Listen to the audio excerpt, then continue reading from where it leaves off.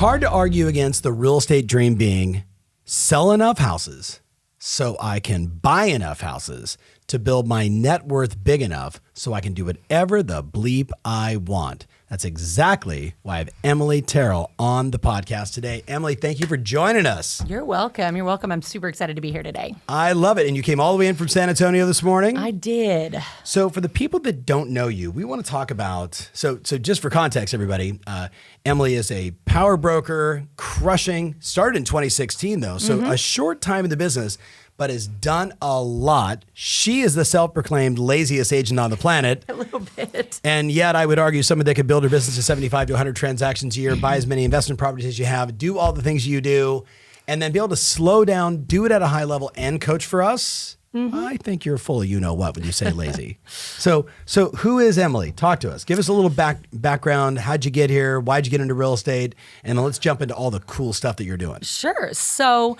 I was a stay-at-home mom. I realized I was really, really, really bad at it. It was horrible. So, how are you bad as a stay-at-home mom? What does that even mean? So for me, honestly, the biggest thing was I struggled with the fact that I wasn't contributing to my marriage in a monetary standpoint. Got it.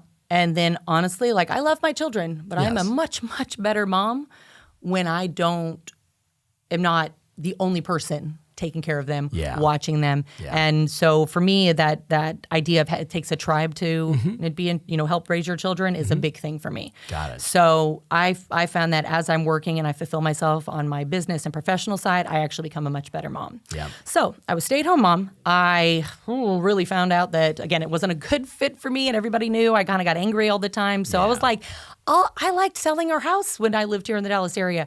I want to do real estate. It's not that hard. Anybody could do it. Yes. So got my license. And the day I passed my exam and got my license, my mom actually sent me a referral and I got him into contract 2 days later. So it just kind of started and I went from there.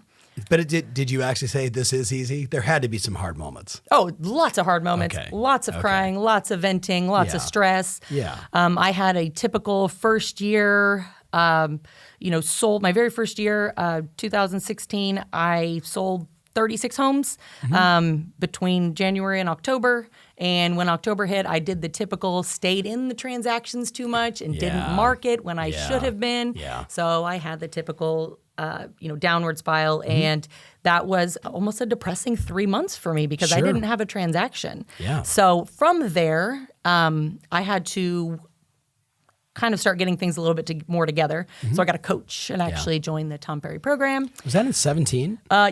That was pretty early. I mean, a year into the business.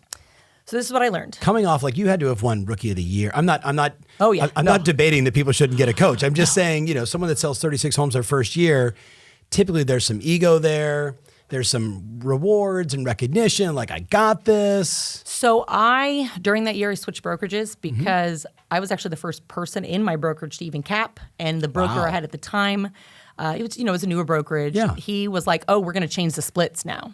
And I'm like, no, I'm not comfortable with that. You can't, we had an agreement, we had a deal then, and he did not approach it in a good way. Yeah. His first reaction, which I thought was his most accurate reaction, was always really bad. Yeah. So I switched brokerages, which actually ended up being the best thing I ever did. The brokerage that I went to aligned with how I was doing my business. Yep. So I switched brokerages.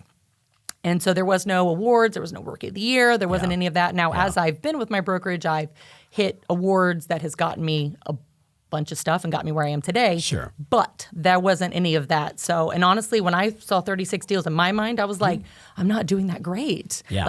It's only 36 deals. Yeah. At the time I had invested in Zillow, which doesn't work for every market, but I picked a very large area encompassing zip code that was not super saturated with agents. Smart. So I picked that. I got 42% of my first year's deals came from Zillow. Okay. So, and I was only paying I think at the time, now it's very different. Right, of course. $400 a month. I had a lender that I leveraged to pay half of that. So yeah, my ROI was crazy. $200 a month. Yeah. People are paying $2,400 a contact right now. Yeah. Yes. It's very, very different. A lot has changed. And then I also got into realtor.com and spent $48 a month and I got like 10 deals from it. And again, I picked certain zip codes that weren't oversaturated. You know, they didn't have a ton of people, but they encompassed a large area. Now that meant that I had to drive 30 minutes to go to a showing that's a close showing because most of the time they were a lot further. Yeah. But a lot of the clients I have from those times I still am working with. They still have me come and sell their houses. So have you always been that strategic? Oh yeah.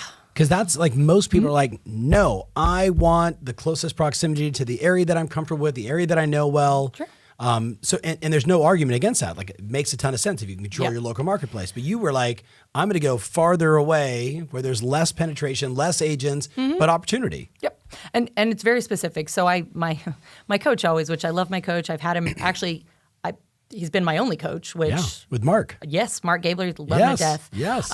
But he and I have always talked about that nothing that I do is not without a very specific reason. Yes. Now, sometimes they're selfish reasons, but there always is going to be a reason why I do pretty much everything. So for me, it was very specific. I was looking for that return on investment. I wasn't looking for something that was just easy for me. Yeah. So I did that. We started with Zillow. And then in 2017, I got pregnant. So... And it was, by the way, it was the best conversation I got to have with my coach to be able to tell him he was so excited it was the best. Yeah. But I realized that I talked to the babysitter that was going to be watching him, and she's like, look, Emily, I can't take him until he's 9 months. I don't have space. And I'm like, oh, and to get him, to get my new one in there, I had to take my old one to pre-K. Yeah. But my older one, sorry, not my old one. My old kid. My old kid. I had to take my older child to pre-K. So I was switching a spot. Yes. But we couldn't do that until 9 months. So I'm like, oh my God, what am I going to do with a baby, newborn, infant at home to be able to do deals? Because I would... Again, going back to I get really frustrated and angry and have resentment when I'm not contributing. Yeah. And so I was like, well, and I worked with my coach, and it took us probably like 4 or 5 months, but we built up a plan, an auto texting program that when expireds would come in, they would immediately, day of, get an email, text message, and then that program would go out for 6 months. And then once we hit 6 months, I'd relook at them and set them up on a long-term texting program. So I have people that I've been texting since 2020, actually since 2017, just reaching out to them, long-term expireds. And then I morphed that into for sale by owners, circle prospecting, and everything. Okay, but I got to go back to, so how did you, and it sounds so weird to say it this way, but just how did you solve for, I've got a brand new baby and I've got a growing business? Well, my thought was I can't be on the phone because he's going to be crying in the background. Yeah. And let's be real, I'm my mom, and I'm probably going to be breastfeeding, and it's noisy, and it's all I breastfeed on a lot of calls. It's fine. But I couldn't do that. I wouldn't be able to have those conversations and be on the phone. So I was like, I'm going to figure out a way to do the deals that I want to do to make sure that my business doesn't stall. Because in 17, while I was pregnant, I had him in December, I did 76 deals. So I was not going to lose that momentum.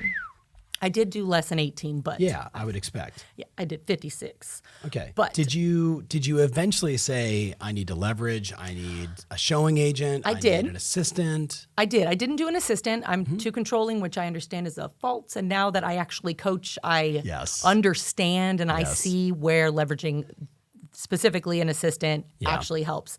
But at that time, I was like, okay, I can't drive my baby to showings all the time. No. So at that point, what I started to do is there are 5 agents in my area that we got along really well. Yeah. And so we have a air quote team. That's not a team. We have a group, a partnership. Yeah. And so what we did... It's support. It is. You have a bunch of friends that are all in similar situations, and we all get to support each other. I love that. So 3 of us are moms with similar age children. One of them is a dad that actually he has a 2-year-old now, and he had some older kids. So we were all similar. So at any time, we always know that we can call and do showings. Yeah. And we would help each other out by doing that. And you know what? Yeah, there's a lot of situations where I'm like, hey, look, I've got this lead. You're going to have to show them 10 homes. You just want to split it 50-50. Yep. And for me, that worked out because I still got to keep that client, and I was still primary contact so that when they went to sell, I was still the person they called. Yep. But it encourage the people that are working with me to help me through my business. Yes. And it helped them. So I was always about helping them, and they're about helping me, and it actually worked out really well. So literally the day I went into the hospital, one of my clients that had been looking for 6 months called. And so hey, Rob, listen, I'm in the hospital having a baby. Can you take this? Literally, I was there. I have so many clients that have been in that situation. And I just have such mad respect and appreciation. Yeah. Right. Like, I'm a guy, so I don't I get it only from a different perspective. But when I look at my wife and you and so many other these women that I work with, I'm like, oh my goodness, like it's a level of resourcefulness that most people just don't understand. It can be. I will say though, my husband does step up. I love him, and he's also an extremely good supporter for me. Yeah. So you have how many times we're going to dinner, and I'm like, hey, we got to stop by and show this house real quick. I know it's 45 minutes out of the way. Yes. Let's leave early to dinner. Yeah. Can we leave like 2 hours early? We've got to go show 3 houses. Yes. I mean, even on my birthday, I've shown houses on my birthday, and I'm like, hey, I've had some things to drink. You have to drive us now. Yes. It's still like having that support system in there with me. So you have this big personality, but I can tell that you're ruthless. Oh, you have no idea. No, I can tell. Yeah. I can sense it. Okay, so I want to. You did 56 transactions in 18. What'd you do in 19? Oh my gosh, I don't know why I remember my older stuff better than my newer stuff. 76, 56, 36, a lot of sixes here. I know, 36, it's really 76, weird. 56, 19. 19 was around 75 also, because I stated that. 20 was a weird year. I still, we had a giant COVID. I still actually, my expired program really caught momentum and was really doing a lot there. And I started adding in a lot of video. So I think I came out with, I was somewhere around, so also that was a really big year because I got to take time off at the end of the year. So I still ended up with about 55 transactions. Okay. 21, I did 40, but I specifically only did 40. I didn't take any more, sent some referrals out, and that was it. I didn't have to do any more after that because I didn't want to. So that's what I want to get to, right? So obviously this rocket ship business, right? And like nobody's going to argue 36 first year, oh my goodness. Second year, 76, added a couple low cost lead sources. Half your business comes from that, great. And then have a baby, sell a few less houses. Sounds smart. Yep. Next year, back up to 75. Next year, 55. 2020, pandemic hits. It was a little wonky in the beginning. And then 21, you do 40. And now you're taking on coaching, right? Helping people. Along the way, I remember when we were, I don't remember if it was in Houston or Austin. I was doing that little half-day event, and I was with all of our clients in the morning and then afternoon with guests.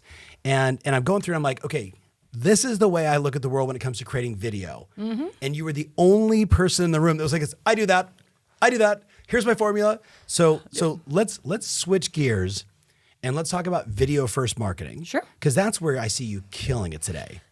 Yep. So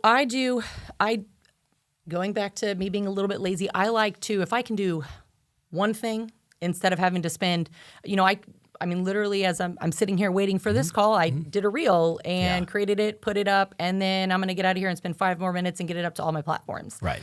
But I really wanted to create a process because I have a very busy life with everything that I do. My first priority, I know this is funny, but is family and beach time. And then I go to my investments and then coaching or they're kind of the coaching and the investments. Coaching I'm doing a lot more of, so it's coming in there second. And then my actual last priority is real estate. Yes. Because I have a lot of things on autopilot because of the way that I do it. I've actually, with the video, I've been able to cut down on pretty much all other marketing that I do.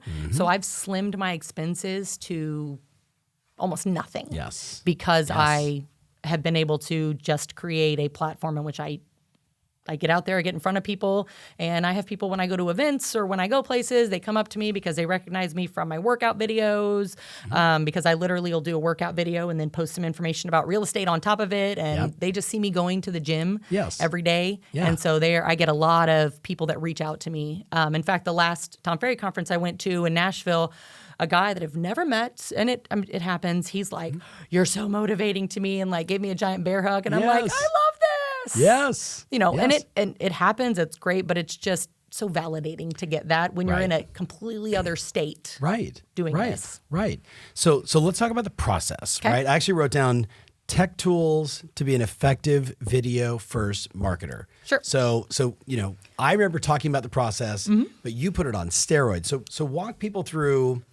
I listed everything out that you do. So walk us through the process. Like, okay, I want to do video, but I don't know what I should talk about, and therefore I won't shoot any videos. What do you recommend? So I'm going to preface this with how I shoot videos and the way I do it. I actually, yes, I do a lot of the heavily edited and beautiful things, and I hire videographers, but 90% of what I do is literally selfie style videos, phone holding reel. it. I try to even remember my tripod because most of the time I don't. I'm like leaning against, just crazy random stuff. I did one in the bathroom the other day, not going to the bathroom, don't worry. But I was in the bathroom. My whole team was like, wait, we don't want to know this. We've already TMI. talking breastfeeding. Now she's in the bathroom. Got it. That was actually the first conversation you and I ever had, for the record, was breastfeeding. So, but I do very just, off the cuff videos. And for me, that showcases my personality. So, and that's important to me. It's part of my brand is my personality. My kids are part of my brand. Yep. And then, everything that I do is part of the brand. Goes back to always doing it with a purpose. That's my purpose, is to showcase myself. Yep. So the first thing that I do when I'm like, okay, I'm going to sit down and film 30-second videos for the month of August. Then I'm going to get them scheduled out. So I don't have to do any of that. I don't have to mess with it. I'm done. So what I'll do is the first thing I go to is Answer the Public. Great free website. You can ask up to 3 questions a day. You type it in. Homes for sale, San Antonio, Texas. Or how do I sell my house in San Antonio, Texas? Whatever, question that you want to answer. And it's going to give you this wheel, and it gives you a bunch of questions, and you have a couple different options of what you can look at. So I usually take those, download those into a list, because they'll provide it in a list format, put it into a Google Doc, clean up the ones I don't want to answer. I usually end up with like 200 questions, so I just cut it off and try to give some variation of what my questions are. And I mean, I've answered questions like, how do you sell a house that smells like cat pee? Yes. I saw that on your YouTube channel. That was good. Yeah, but... but I want to back up first. So the Answer the Public, so it aggregates consumer data, consumer questions. So you type in something, San Antonio real estate, for sale or something like that, and it will basically sweep the internet and tell you the questions that people are asking on online forums and others. Yeah. So that's pretty insane. It's a much faster way than, when you type something into Google and then it provides all those additional questions. Instead of having for you to go through and having to copy all of that, again, goes back to lazy. Instead of having to do all that, you just go to a website that does it all for you. Yes. And again, it's free as long as you're not doing more than 3 questions. Yes. So figure out your 3 topics you want to answer first, and then wait till the next day. So how do you come up with topics? Honestly, when I'm coaching people and they have questions, so thank you very much, all my coaching clients. Yes. When they have questions, I'm like, oh, that's a good one. And I write it down because I'm taking notes for them, and I write it down. And then I sometimes do reels. So if you see a reel of something you talked about, thank you very much. Yes. And then a lot of times it's just experiences I've had, homes I've sold, things that I do. I mean, the cat pee one, literally, I had a house that I had to sell with cat pee, so it was kind of important that people have to see this. Yes. So it's really just from my everyday life. Yes. And sometimes, I did series of questions about getting your house ready to sell, outside yard maintenance, different stuff like that. So I literally just go from my experience in my daily life and then answer those questions. Love it. So Love it. It's helpful in that manner. So after I go to Answer the Public, I go to a website. Now this one is paid. Yeah. First was known as conversion.ai, then went to Jarvis, but now it's Jasper. Yes. So we're going to clarify that in case you've heard it in any other way. Yes. But so Jasper is amazing. I love it. It has been such a lifesaver. It will help you with writing content, period. It just, in general, all types of content. So just to be clear, like I am such a fan of this, and like let me just nerd out for a second. You can go in there and hit a box called listing descriptions. Type in 5 or 6 different things that are special or unique about the house. Hit one button and it'll write 1, 3, or 5 different descriptions. You copy the one you like, maybe do a little edit, paste, and you're done. But the one that I was obsessed on is video scripts. And I'm assuming that's where you're going from Answer the Public to okay, Yep. so keep going. And so sometimes I'll do a video outline, sometimes I'll do the script. Yep. And then I also take that and it'll do a YouTube video title for me. And then I take that video title and it'll write the YouTube description, and you can write an Instagram post, you can write a Facebook post. And if, let's say you've typed something, you're like, I need help with it. Yep. You can take it and put it in there and it'll rework it for you. Yep. So it's endless. Did you see the one where they added this was early, where they said if you got a bad review, you take the bad review off any site, you put it into jasper.ai, and it rewrites the answer of how you should respond to them. Ooh, no. I have not done that one. It'd be nice if you didn't get bad reviews, but there's knuckleheads out there. So if you got a bad review, you take that, Google, Zillow, wherever, and you put it into Jasper, and it rewrites a beautiful response Perfect. to that review, and then you post it. That's good to know. I do have one that I needed to respond to. There So you go. I haven't looked at that because I stick to primarily the other ones, but I haven't.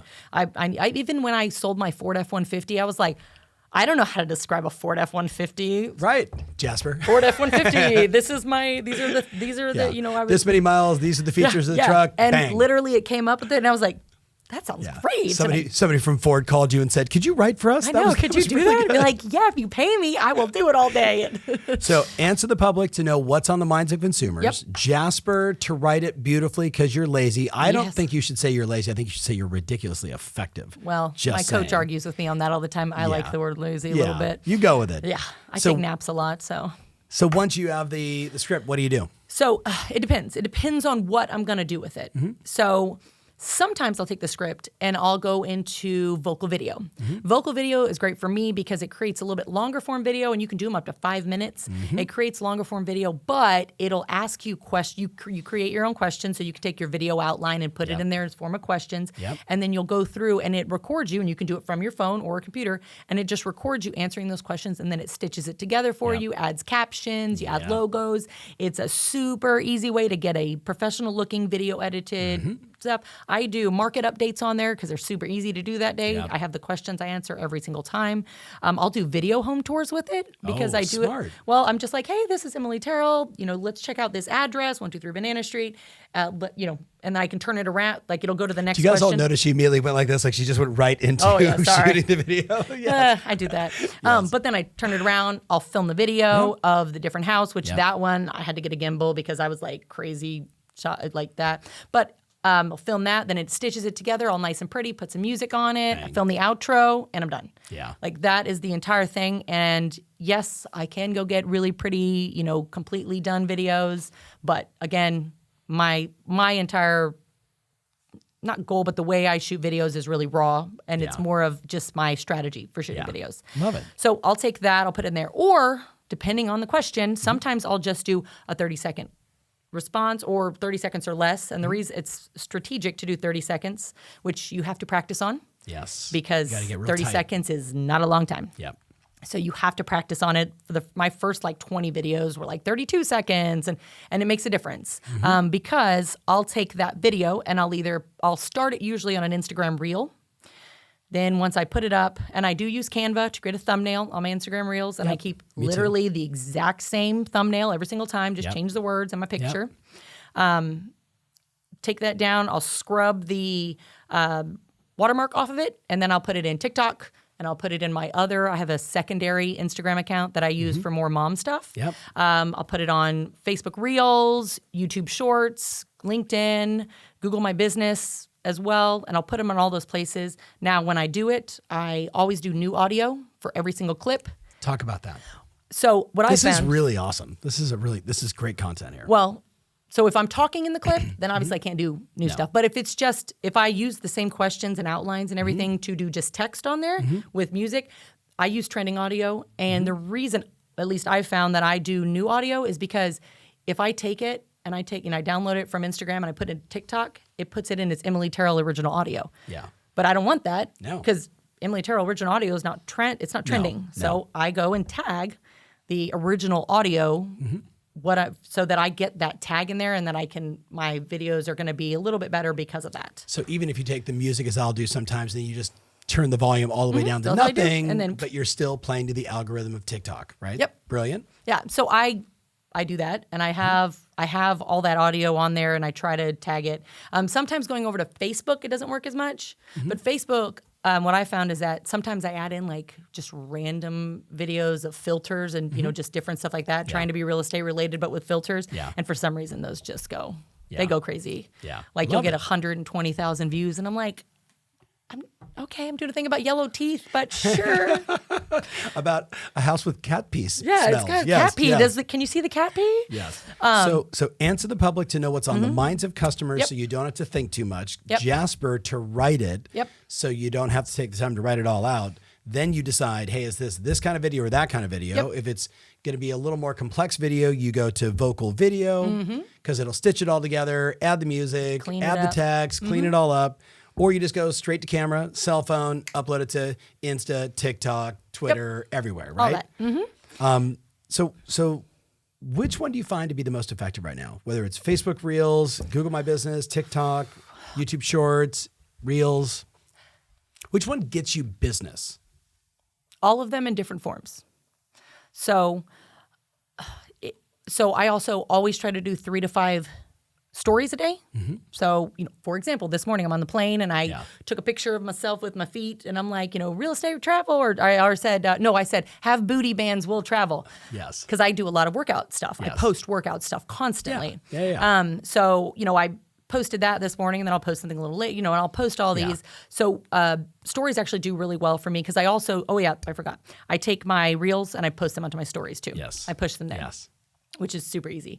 But so it kind of just depends. I mean, sometimes my mom stuff, because I put a little bit of real estate in there, they're like, oh, we love you, sell our house. Yes. And then sometimes I'll put a Facebook reel and I'll get 2 listing appointments on a reel. They got 400 views because they're not always 120,000. Sometimes they're 400. Right. But it just really depends because I have different audiences on each different platform. So I get different business from each one.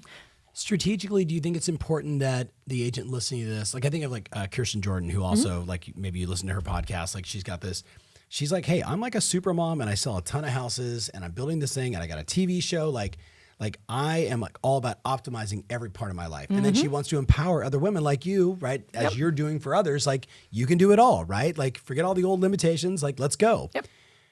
Inside of that, do you think for the person listening right now that maybe is a mom or doesn't have kids or is a guy and doesn't have kids, like should they have these passion project platform, like Instagram pages as well as their real estate page? So I found that's extremely effective. So, and the reason I did this, and I'll kind of give you a little bit of backstory. One time, actually right as my son, the second one, was going to go to daycare and I had him home with me. I was kind of struggling a little bit with mom guilt. Yeah.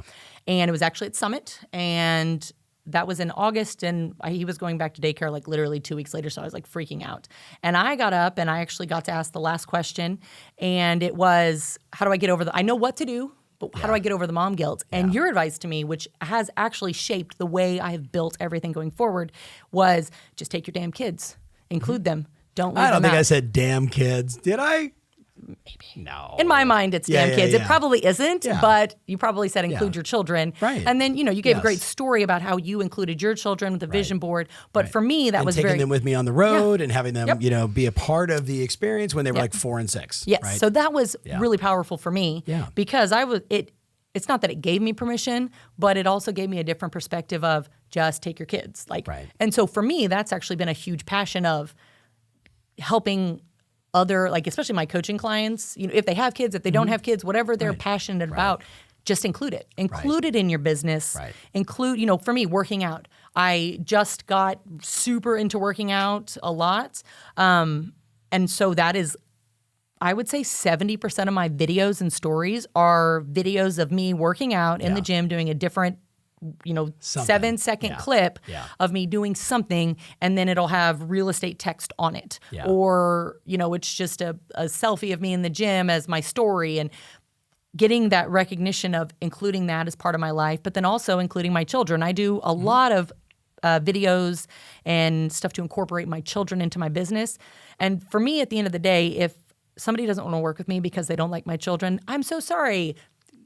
Good luck to you, but you're not my vibe, you're not my tribe. And I'm not rude about it, and well, I kind of do shove my kids down everybody's throat, but I don't, I'm not upset about it, and it's okay. I'll find you a great agent that'll take care of you that is not as involved with their children. Right. And for me, that's super passionate. So back to your question, yes, if somebody has a passion, you can definitely include it. Yep. As long as people also understand that you're a real estate agent. That's the key. But you can't do it. I don't ever want to say you can't do it every time, because I know some people that absolutely do it every time. But most of them, it's like subtle. It's like, I have a Vizsla dog, and I don't personally think about my brother Patrick. He's like, I got the Vizsla dog, and we're at the beach, and he's with his kids, and photos of him surfing. But then, like 2 posts later, it's like, here's this new listing we're launching, and like people connect the dots, right? Yep. So what do you think? I actually just coached a client on this literally a week ago. I went to her Facebook page. She's a newer client of mine. Yeah. And I went to her Facebook page, and I'm like, okay.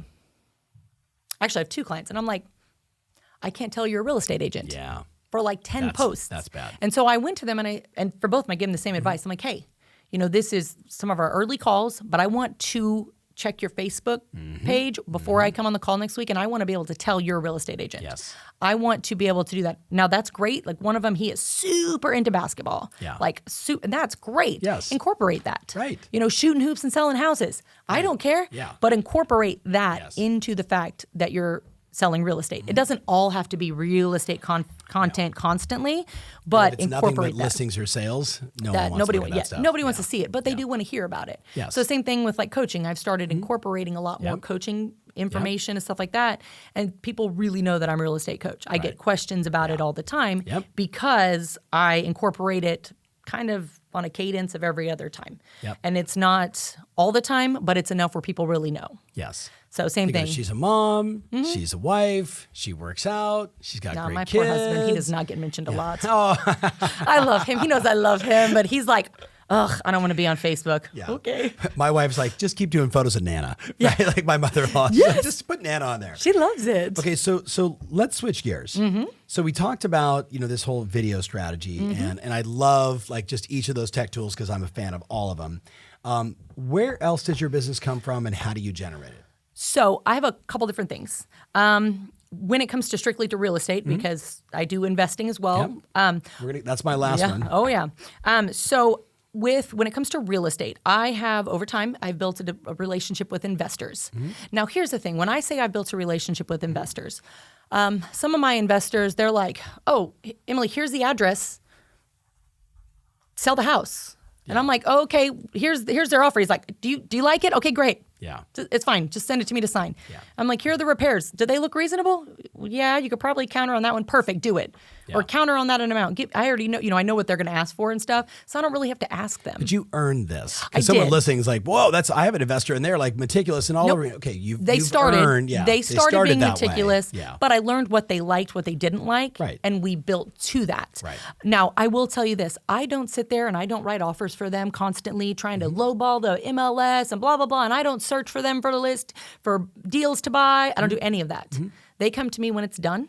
Now, granted, yes, I do, and I will be honest, I give them a discount because they list 15 homes with me this year. Right. I'm going to give them a discount. They have earned that from me, just as I've earned their loyalty to me. Yep. So, but I am very particular about the investors that I work with. San Antonio has a large amount of them. I pride myself in my investments that I do, so I make sure that I choose investors to work. And I have fired many of investors because they didn't align with my values. Now, granted, I'm in a place in my business where I can do that. Not everybody might be, but it is something that you should strive for, being able to choose the people that you work with. Yes. So, I do a lot of investments. Up until right now in our crazy market, I had a large amount of expired listings, which I still have levied that into circle prospecting. I do an extremely small amount of buyers, and I say that because I don't advertise or focus on buyers. However, when they're referrals or they're, I actually just got 2. Some of my tenants from my rentals wanted to buy, and they wanted to buy with only me. I actually, with those, I even leverage other agents to help me show those houses. So I don't show the houses very much anymore. But I write the contracts. I take care of it. Of the client. Yes, I take care of the client. Details. Good. And then I do a lot of video-related listings as well. And then that's kind of my entire pipeline because, again, I'm trying to stick to 30. Yeah. Don't want more, don't want less. Yeah. This year, 30 transactions. Nope, Isn't ever. that great? Like how many times you talk to people, they're like, and look, I mean, we're in the business as coaches, like, okay, we want to help you achieve what you want. What do you want? And I always loved it when someone would say, okay, I'm selling 60 homes a year, but I think like 50 is the optimal number for me. Maybe even 45 if I can raise my sales price and engineer enough higher commission, then like I'm good. Like that's enough for me. And I'm like, God bless you. That's awesome. Yeah. You know what I mean? Like, like they didn't want the mega team, right? Yep. Okay, cool. I'm not against a mega team at all. No, in any of way. course. I mean, I love it. I coach to mega team. That is great. But it's knowing yourself. Oh yeah, 100%. Because and Someone right now is listening going, oh, cool. I just want to do like 27 deals a year. Well, you don't have to. Great. That's the big thing. I built my business and my life Yeah. exactly how I wanted it to be. Yep. And this is the life that I want, and Yep. this is what I'm going to do. I don't give in to the pressure of, oh my God, I have to do, back to 75, 100 transactions. Yeah. I don't have to do that. Yeah. I do my transactions. Yeah. And I do Yes. them my way, and that's it. And if people Right. don't want to work with me because of that, that is fine. I don't take, okay. Yeah. What's the old line? There's more nuts than there are squirrels to eat them. Yeah. So, Yeah. right. Just find more nuts. Yeah. Okay. So investors, expireds, a little circle prospecting, obviously your database, and then database is probably Past Sphere, clients, right? yep, Past Sphere, clients. yep, all that. Video. and Instagram, social, stuff like that. Yeah. Again, that is going to be a little bit more of kind of I mean, I do a whole process and Sure, everything like that. sure. And keep in mind, this whole process, a video first, takes me maybe 10 minutes a day. Yeah. Because Because one day you'll shoot the 30 videos. How long does it take you to typically shoot 30 videos? About 20 minutes. In a day? Well, yeah. No. I don't have my phone, but I'm just like, Because they're 30-second videos. yeah, just. That doesn't add up. It's got to be more than that. Hey, it's Emily Terrell with August Answers. So let's talk about how you sell a house with cat pee. So the big thing is it's actually kind of a big deal. Most people don't like cat pee. So focus on first, don't steam clean your carpets because it actually brings the cat pee up. Let's talk to a professional carpet cleaning company to see if there's something they can do. And worst case scenario, we're going to go ahead and remove those carpets so that we can get rid of that smell. If you have any questions, please let me know. Thanks. Okay, so you can probably do a lot of those really fast. I can. Can you tell I do a lot? I was like, that is efficient. There's nothing about that that's lazy. That is efficient. That was kind of similar to I think it was how my video went. I don't remember.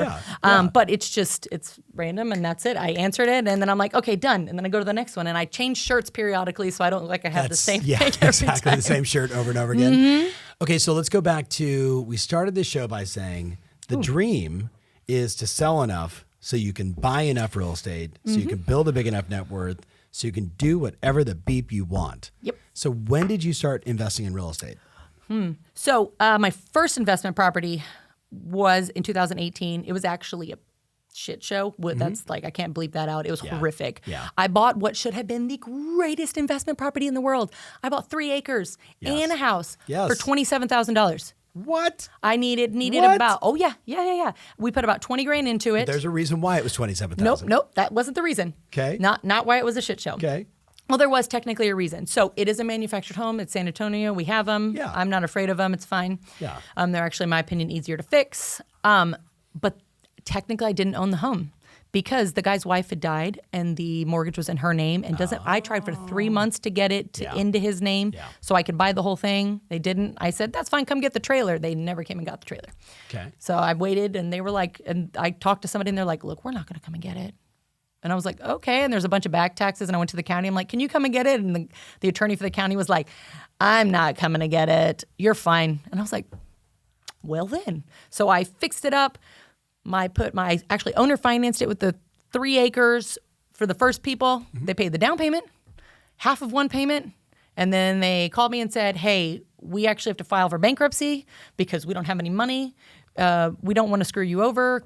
What can we do to get it back into your name? And I was like, I'll take care of the paperwork, thanks. And I gave them a month to move out, and they moved out, and it was clean. And I was like, great. Yeah. So that was the first set. But that was your first investment. So you learned you got punched in the face a bunch. Oh no, it gets better. Okay.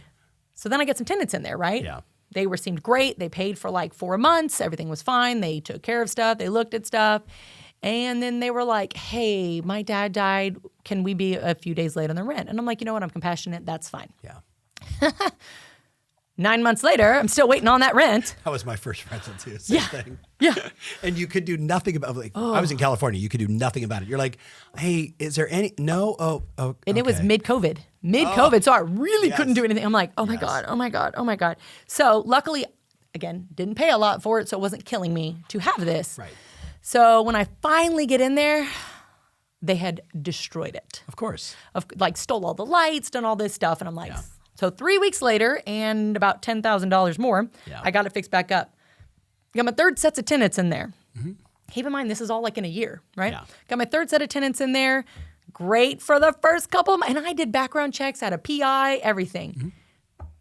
Then they stopped paying. Yeah. So luckily them, though, I got them out really quickly. Yeah. Because I was like, look, I know there's damage to this property. If you don't get out, I'm gonna go after you because they had opened up being able to kick them out or to evict them. So I knew all this. I could get them out. So they were like, okay, we'll be out in 2 weeks. So I'm like, great. And they left a bunch of furniture. That was fine. So on that one, during that time, I had taken, because again it was 3 acres. I had actually cut the back acre off. Smart. Put a new manufactured home on there. Sold it. Made like $80,000 and was done. Yeah. So this one, I was like, you know what, husband? This is a lot of bad juju for us with this house. Yeah. We need to be done. So we sold it for like $150,000. Yeah. Some ladies came in and bought it cash. Plus the 80. Plus the 80 I made in the back. Not bad for $27,000. Not 10,000 repairs. And 20. Yeah, it was a 20 and a 10. Months and months and months and months, right? So I didn't think so. I thought I did good. Yeah. But since then, so that was our first. Yeah. Now we did a couple of other deals in there where I would do flips. Mm-hmm. I would buy really nasty properties, take them. Sometimes I'd split them in half. Sometimes I'd leave them as whole. But I would usually cut them in half, put nasty trailers, take them off the nasty trailers and put new ones on there. Mm-hmm. And then I would sell it. Yes. We did really well. So we had some partners reach out to us and they're like, we really want to do this. And I said, well, we don't need you. Yeah. And I was real. We didn't need them. Yeah. And they go, we have money. And I was like, oh, okay. Give us some money. You take a lower split and you give us money. Yeah. So we have and it was more of just seed money, just sitting there. We don't actually really use it. Yeah. But it's there, and I'm like, cool. And then I also have a deal with them. They have to have X amount of money so that in the event I need to buy something cash right away, they have that available. Like an open line of credit for you to go, Yep. And they do have that, and it works great for us. Yeah. They get there, actually, and right now we've changed so that was in the beginning when we were doing flips. Mm-hmm. We have actually changed our strategy, and we don't take any income from any of our rentals right now. It all goes directly back into the business. Mm-hmm. They don't need it. My husband and I don't need it. So it goes back into it, and we're going to stick like that for the next 5 to 10 years until we really are like, okay, now we'll take it so we don't have to work anymore. Right. So that's kind of our goal. Mm-hmm. There's a plan. Yeah. So how many properties do you own now? So last year we bought 6. Okay. This year our goal is to get up to 15. Now of those 15 that we're going to own this year, we want to own 3 of them outright. Okay. Our goal is to always have 25% of them to be owned outright because then it opens up our buying power even more and it gets us more income coming in, which then, the whole snowball of paying them all off type thing. So what's like the average sales price of properties you're buying right now? Ooh. Well, it's kind of going up. Probably like 200 to 250. Okay. It depends. I also buy weird stuff. So like I'll buy, I'll buy like 1 acre that has enough room to put a second house on it. And I put a second house and then I cash flow both of them. Yes. And so, and I do that because as soon as I buy it, I clean up the front one just a little bit and then just continue on and I have income coming in from it and then put the second one on and I'm good. Yeah. So I like to do that a lot. We also do some flips still because I look at every property when I find it and I'm like, okay, flip scenario or rental scenario. Works here, doesn't work here, or vice versa, whichever one works best. Or it works here until we get tired of it, and then we'll sell it. So it just depends on the scenario that I'm looking at. But the biggest thing I've learned, and this is what I try to explain to everybody. Yeah. Don't get excited. Yeah. Don't go outside your box. It's a math equation. Yes. Stay in the buy box. If you have to make it work, it won't work. Yeah. Hence the 3 acres for $27,000. When it's correct. Too good to be true. Well, that one actually ended up working out really well, but I had some bad luck with tenants on that one. Yeah. But it's still, it's still I have a box. I have a specific set of criteria, and I get people that send me deals all the time, and I'm like, nope, yes, no, maybe, okay, and I'm able to look at them and do a quick check on it in about 3 minutes and tell them yes or no. How much of this came from working with investors and understanding their buy box and seeing how they operated and how it was very unemotional for them? Not really, not a lot, because so I grew up. My dad was a custom home builder since before I was born. Okay. So the construction side of it, I knew it. Yeah. And then literally when we went to go buy our first one, I was like, husband, look what we could do and look what we could rent it for. And he was actually extremely skeptical, very, very, very skeptical. Yeah. But I was like, but look, we could do this. And so he's like, you know what, Emily, love you, trust you, just do it. And so now people ask him questions about investing and he's like, I don't know. Talk to my wife. Yes. Yes. I like that he calls you Emily. You refer to him as husband. Yeah. That's a Actor like that, right? Sometimes, Yes. Yeah. Well, I call him husband to other people. It's the weirdest thing. Yes. But he was kind of skeptical. And then the friends of ours that wanted to get in, the husband wanted to get in, but the wife was like, I don't know. And so he had to convince her, which I was like, hey, guys, if you want to come in, great. If you don't. Yeah. But it's actually, I will tell you, it is nice because I bounce it off of him too. Sure. If I'm kind of like on a deal, I'm like, hey, what do you think about these numbers? And he's like, yeah, that works. Yeah, it's great. Yeah. So, and we get to do that, but not a ton from working with him, but that's probably because I didn't ask. Sure. I did take that back. I learned a lot of stuff not to do.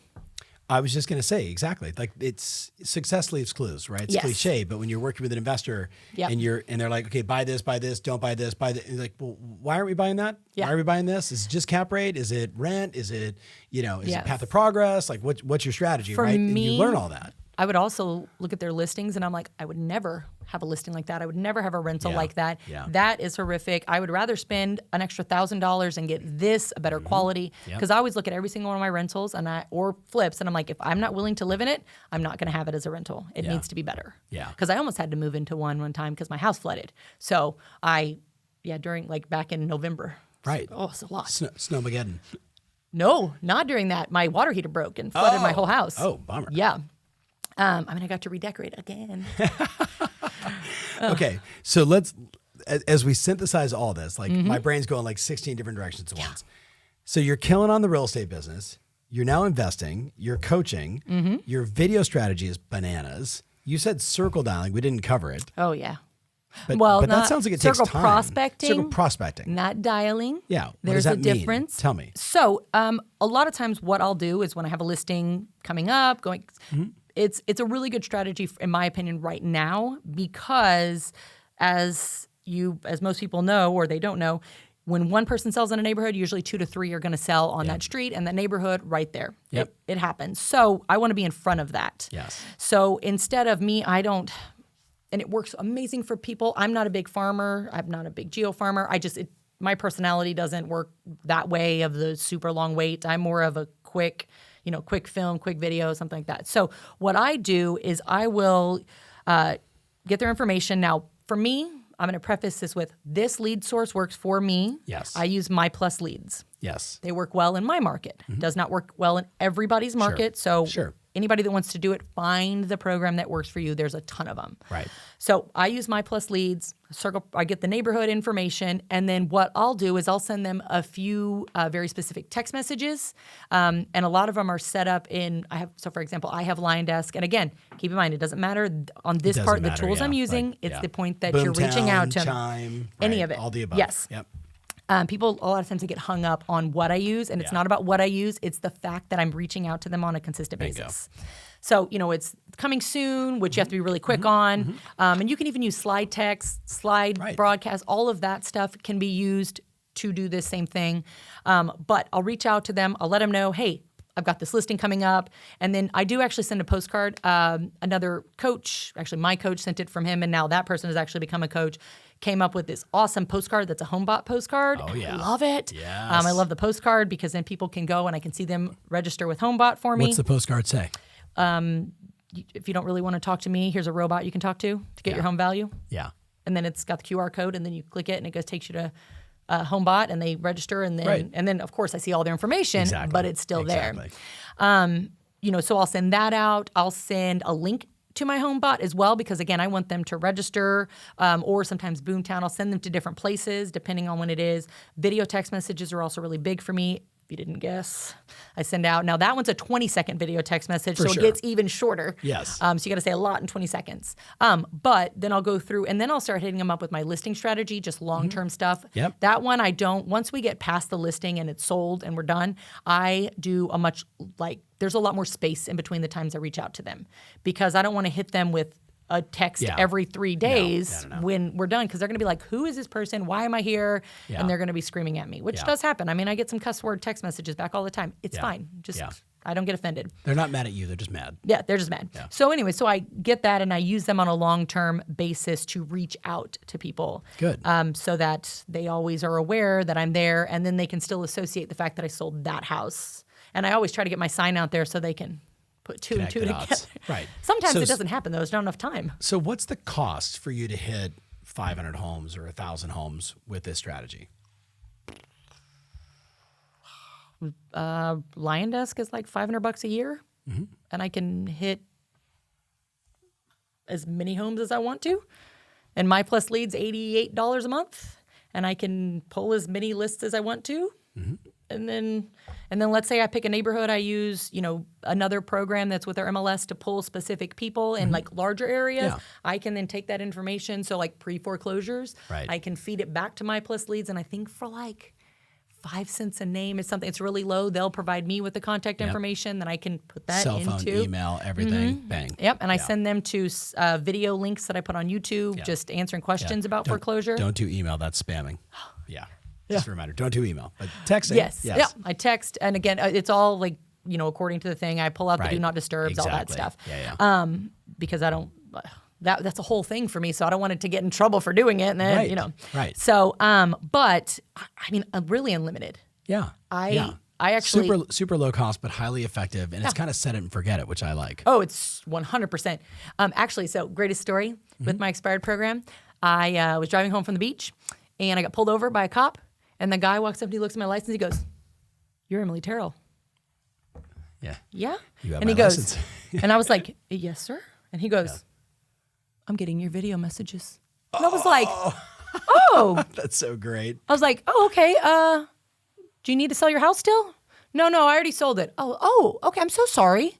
Like, because it just didn't catch up and didn't. Yeah. And I was like, "I'm so sorry. If you don't want to get my text messages anymore, just reply back with anything." Because that's the greatest thing is once they reply, because they're only going to reply one of two things. Right. Either, they want to talk to you, or no. And either way, you don't want them to keep getting them. Yeah.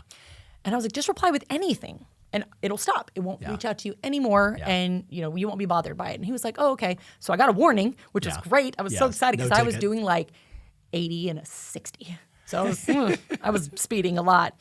And he never responded. That's great. So he got my text messages until they ran out. So he's getting my video messages still. I love it. Yeah. Okay. We covered a lot of ground really fast. Yes. All right. And this is, by the way, this is the third time we finally got on the show. 9 months. Right? Like we just kept like missing and missing. So probably when I say that, it's probably more me like scheduling. You're like, yeah, it was you. Yeah, probably, yeah. Well, let's be honest. We'll be nice. Yes, but thank you. Yeah. Thank you for being on the show. If somebody wants to follow you, what's the best place for them to follow you today? So you can do my Instagram. Just look up Emily Terrell. If there's one of two options, there's Emily Terrell _EXP. That's more real estate related, or Emily Terrell _SATX. Yep. That's going to be more mom related with a little bit thrown in. Yeah. So the ones over there, my mom page, are a little bit more ridiculous because it's kid related. Yes. So either way, you can also find me on Facebook, YouTube, anything like that, just by Googling my name. LinkedIn, you name it. It's pretty much the same picture everywhere, so you get all that. You'll notice they all link together. So, well, thank you so much for being You're on the show. welcome. And I was like taking notes, like jotting all this stuff down, going, yes, right? So, hey, thank you. And as we wrap it up, hey, remember, subscribe. Maybe think about someone you could share this with. Maybe there's a mom that's struggling. Like, hey, maybe she just needs to hear a different perspective. And clearly there was a different, I can't even talk now, different perspective, no editing, shared today on this show. All right, thank you. And thank you guys so much. We'll see you on the next show.